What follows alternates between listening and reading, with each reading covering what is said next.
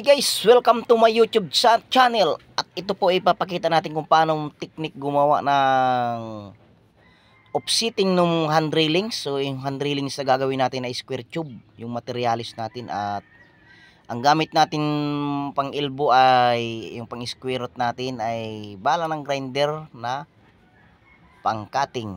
Ayan, so bali iskwalahin natin at kukuhanin natin yung magiging tick off ng atin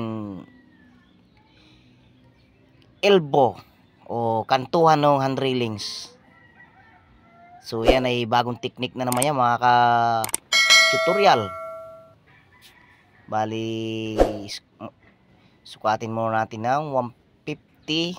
So yung 150 na yan, yan ang magiging tira sa pagkukunikan natin dun sa poste. So yan mga ka-tutorial, so panoorin nyo yung hanggang dulo. Mayroon kayong makukuha technique dyan sa aking discarding panibagong technique.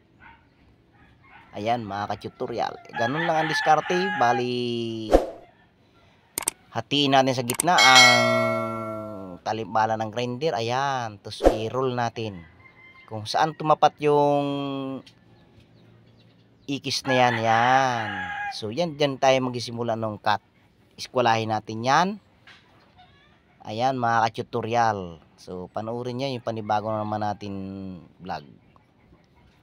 Sa mga gusto matuto, subaybayan lang nyo yung aking mga vlog at i-follow nyo at subscribe, like and share para updated kayo sa aking mga bagong video. Ayan, so ngayon lang naman ako nakapag-vlog, gawa ng busy lang talaga sa trabaho mga ka-tutorial. So ayan, ganun lang technique natin dyan. Ayan, so ayan o, naka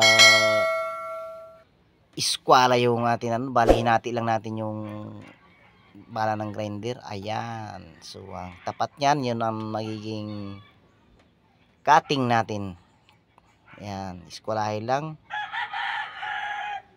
So yung sa gitna na yan, yun ang magiging axis.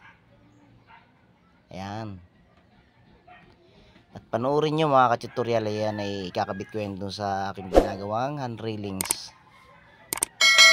So yan guys, ay yan ay hindi basta-basta yan, baka sakit ng balakang.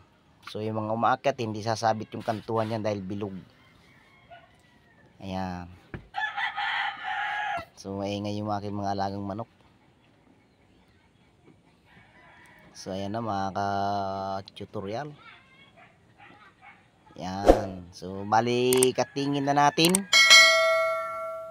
Yan, so yan lang, ganun lang kasimple mga ka-tutorial yung ating panibagong technique na naman nung fabricated na mga elbuhan ng hand railings. So yan ay ginawa natin pabilog, gawa ng pag umaakyat yung tao, hindi sasabit yung kantuhan sa balakang. Bali 900 lang naman talagang standard ng ating hand railings mga ka-tutorial. Yan, ganun lang kasimple yung pag-cutting, pag-cut. Ayan, ayan, panoorin nyo mga ka-tutorial. So ayan, ganda ng pagkayari niya mga ka-tutorial. So hindi makakasabit sa balakang. Yan, ayan o, panoorin nyo. Nakikita nyo yung ano nyo, walang kanto, patay yung kanto mga ka-tutorial o, diba? So ganun lang ang panibagong technique na naman natin ngayon sa mga fabricated ng hand railings. Hindi na natin kailangan bumili pa ng elbow. Ayan, talagang suwabe-suwabe yung mga ka-tutorial.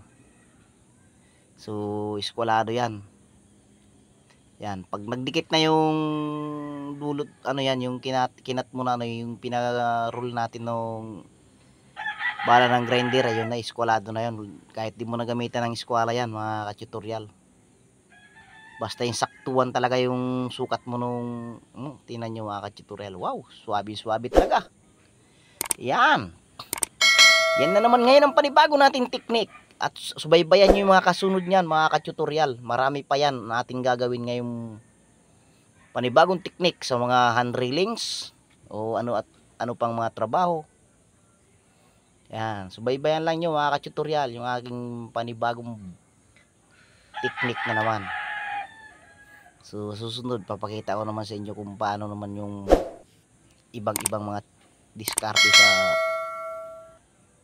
bakal. Ayan. Oh. Nakikita nyo no, wala.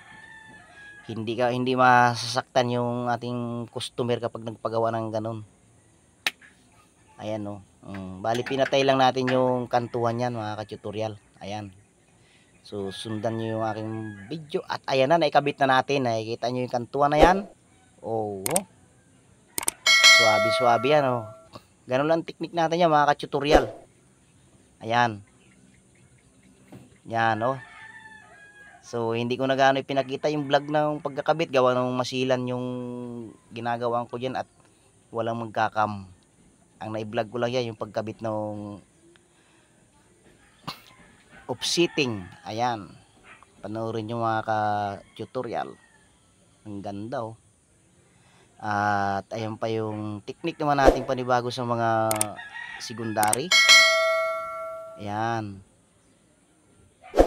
Susundan lang natin yung landing nung step. Wow, swabe oh. Ayan. So panoorin nyo mga ka-tutorial.